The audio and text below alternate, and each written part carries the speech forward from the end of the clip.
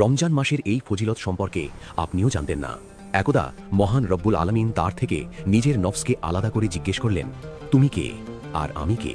তখন নফস উত্তর দিল, তুমি তুমি আর আমি। নফসের এই অহংকার মিশ্রিত উত্তর শুনে আল্লাহ অসন্তুষ্ট হয়ে তাকে ৭০,০০০ বছর বরফে চাপা দিয়ে রাখলেন। তারপর তাকে পুনরায় প্রশ্ন করা হলো, তুমি কে আর আমি কে? সে পূর্বের ন্যায় উত্তর দিল। তার উত্তর শুনে আল্লাহ প্রচণ্ড রেগে তাকে জাহান্নামের আগুনে ৭০,০০০ বছর দগ্ধ করলেন। পুনরায় তাকে আনা হলো এবং একই প্রশ্ন ছুড়ে দেওয়া হলো, তুমি কে আর আমি কে? সে এবারও বলল, তুমি তুমি আর আমি। তার এই অহংকারপূর্ণ উত্তর শুনে মহান আল্লাহ তাকে ৭০,০০০ বছর অনাহারে নিপতিত করলেন। খাদ্য ও পানীয় ব্যতীত সে ৭০,০০০ বছর অতিবাহিত করল। অনাহার থেকে মুক্ত করে তাকে আবারও প্রশ্ন করা হলো, তুমি কে আর আমি কে? এবার সে করজোড়ে উত্তর দিল, তুমি আমার প্রভু আর আমি তোমার দাস।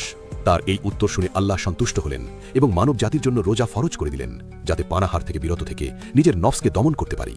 এই ঘটনা প্রমাণ করে অহংকার আল্লাহ পছন্দ করেন না, আর রোজা আমাদেরকে শিক্ষা দেয় নফসকে দমন করে আল্লাহর কাছে আত্মসমর্পণ করার। সুতরাং আসুন আমরা সংযমী হই। আরও ভিডিও পেতে চ্যানেলটি সাবস্ক্রাইব করুন।